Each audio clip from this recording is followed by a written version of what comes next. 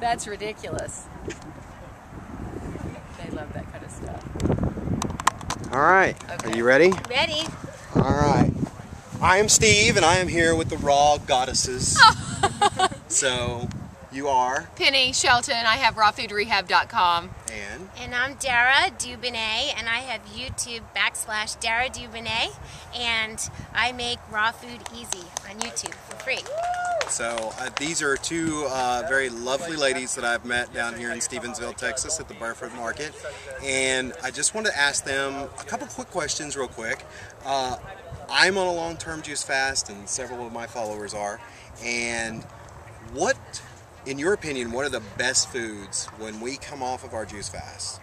I know we should keep juicing for a couple of days, but what do you think the best foods for transitioning into? I'm going to give this one to Penni because she is very well versed at juice fasting or juice feasting, as you call it. Okay. I did a 92-day juice feast or fast back in March of 2008 and have done a number of juice feasts since, and so everything's kind of changed and people have different opinions, but I particularly think that when you're breaking your juice feast, you are going to want to just transition from juices. The first thing you'd want to go to are smoothies, preferably green smoothies. You're going to want to get as many greens in as you can. I would very slowly over time begin to add a little bit of fat back in. Like, I like to take a little bit of an avocado, maybe a quarter of an avocado, blend it in and make maybe a savory green smoothie, like maybe some spinach and maybe a little bit of garlic, some tomatoes, maybe cilantro, and then a little bit of an avocado for creaminess. And some people might disagree with me, but I like a little splash of Bragg's apple cider vinegar because that really sort of helps the flora in your intestines.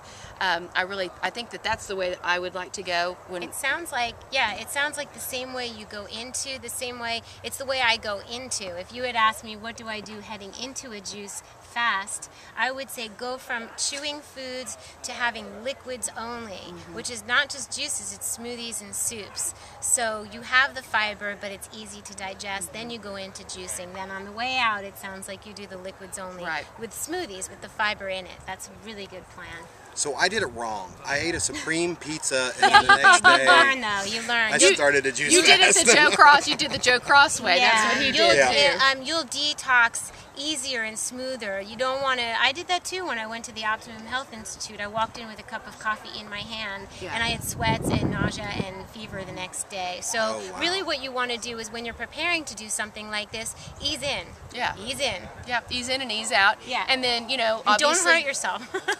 A lot of fruit. I would say definitely a lot of fruit as you're coming off of your juice feast. Super easy to digest. Melons are great. And then slowly start adding some fiber. The main thing I would say is chew your food really well. Until it's liquid. 32 chews a bite? Yeah. Just chew your salads until they're liquids in your mouth. And ease very slowly back into any nuts and seeds. I would really even, I would say if you want to do a little bit of sprouted sunflower seeds or maybe sprouted pumpkin seeds, maybe several days into breaking it. I would not do that in the first 3 days of breaking your fast. I would just slowly, and even then little bits, like a tablespoon maybe. Even though almond butter seems like creamy and it's going to digest well, it will not digest well. Right. So go easy. Yep. So what's your next question? Well, just make it real quick. Wait, I just want to say how much we love being with Steve. Oh, thank you. We're having a good time. He's our new favorite. He's our new favorite. We're having a good time. So go ahead. Question number 2. My mother has MS and she's pretty much immobile. And once I transition her from her juice fast, which she kind of cheats every once in a while. She says she doesn't, but she's been busted. Okay. But what do you think the best raw food diet? What's the best route to go with her after we get off the juice how fast? I feel at this point after almost 7 years of being a raw foodist, after going to culinary school for the very gourmet raw foods, after feeding clients raw food, I have come to the decision that a low-fat, high-vegetable, high-leafy green and fruit diet is the way to go for somebody who is sedentary and not sedentary. I'm really active and it works for me, but especially if you're sedentary and you're not moving around a lot, you want to have things that digest easily. Fruits do, vegetables do. The nuts, for me, are going to kind of get stuck in your system, no matter who you are. So I'm going to say a lot of green juices, a lot of leafy greens, a lot of soups, made in the Vitamix, easy to digest things because you're not able to move around and make it, through your body. And I'm not an expert on MS, but I'm saying this is how I feel pretty much for everybody. Yeah, and I want to add to that something that Dara does as well. There's a brand that we particularly like. It's called the Rise and Shine. It is psyllium husk, because when someone's really sedentary and they're not moving, that digestive tract, that colon gets really sluggish, and so sometimes bowel movements. Sorry, I hope we can talk about that on your channel. Sorry to be graphic, but you've got to get this leaving efficiently. If you're putting it in your mouth, you don't want that food stagnating in your gut.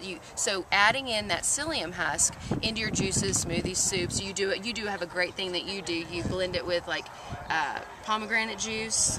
Oh, I'll just take a water. If I'm in a hurry and I don't have time for anything, I'll take a full glass of water. It could be 8 ounces, it could be more. I put a couple tablespoons of psyllium husk, maybe a splash of cranberry or pomegranate juice unsweetened, and a little bit of stevia, some liquid stevia made by Sweet Leaf, and I use vanilla cream, a couple drops of that, stir it.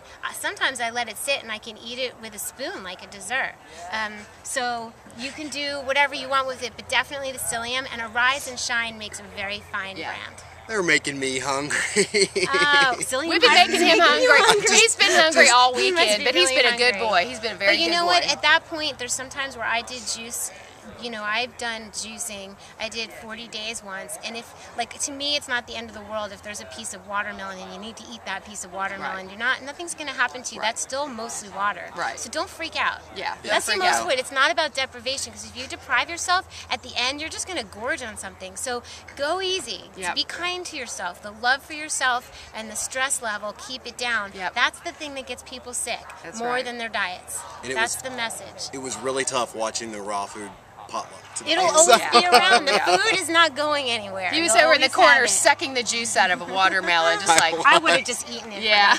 But anyway, so happy to meet you guys. Yes. Look forward to seeing you. I hope you get to check out my YouTube channel, and rawfoodrehab.com is like the Facebook for the raw food world. I call it the Weight Watchers for the raw food world, and I feel like it's a place where everybody can commune, and there's not one question I don't think that's been asked in the raw food world that is not somewhere on that site. So please join for free at rawfoodrehab.com. Yeah. Thanks for the plug. Thank you guys. Thank you for coming on.